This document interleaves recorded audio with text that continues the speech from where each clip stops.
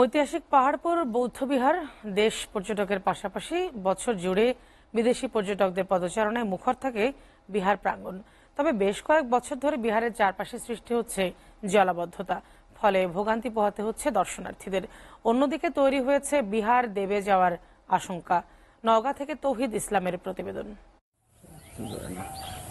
সোমপুর বিহার পালবংশের রাজা ধর্মপাল অষ্টম শতকের শেষের দিকে নির্মাণ করেন বিহারটি, যা ঐতিহাসিক পাহাড়পুর বৌদ্ধবিহার নামে পরিচিত।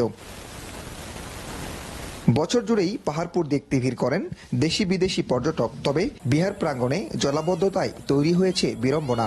কাছে এসেও বিহারের সৌন্দর্য দেখতে হয় দূর থেকে। জলাবদ্ধতার জন্য আমাদের দেশীয় পর্যটকের পাশাপাশি বিদেশি পর্যটক যারা আসে তারা বিহারটা ঘুরে দেখতে বিভিন্ন সমস্যার সম্মুখীন হয়। অনেক দূর থেকে লোকরা আসে, যখন দেখে পানি, ঘোরাফেরা বলতে ওটা জিনিস থাকে না, জাস্ট ওই দূর থেকে দেখতে পারবে এতটুকুই। ছোট ছোট ছেলেমেয়েরা স্কুল থেকে আসে, বেশিরভাগ তারা আনন্দ উপভোগ করতে আসে।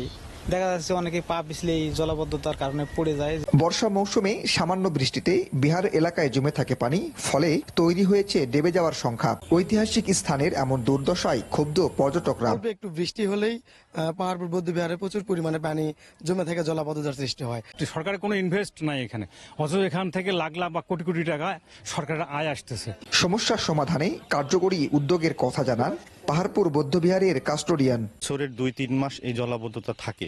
যদি অতিরিক্ত বৃষ্টি হয় সেটি আরো দীর্ঘায়িত হয়। তো প্রত্নতত্ত্ব অধিদপ্তর এই বিষয়ে দ্রুত সিদ্ধান্ত নিচ্ছে। যদি সম্ভব হয় এই পাহাড়পুর বিহার থেকে শুরু করে পার্শ্ববর্তী যে নদী পর্যন্ত ক্যানেলের মাধ্যমে যদি পানিটা নিষ্কাশন করা যায়, সেই ব্যবস্থারও প্রাথমিক কাজ চলমান আছে। আর পাহাড়পুরকে বলা হয় পৃথিবীর সবচেয়ে বড় বৌদ্ধবিহার। 1985 সালে ইউনেস্কো এটিকে বিশ্ব ঐতিহ্যবাহী স্থানের মর্যাদা দেয়। গেল 23-24 অর্থ বছরে পাহাড়পুর বৌদ্ধবিহার থেকে রাজস্ব আদায় হয়েছে প্রায় 1,35,00,000 টাকা। অথচ বিহারের এমন অবস্থা কোনোভাবেই মানতে নারাজ পর্যটকরা। বিহার সুরক্ষায় দ্রুত পদক্ষেপ নেবে কর্তৃপক্ষ, এমনটি দাবি জানিয়েছেন সবাই।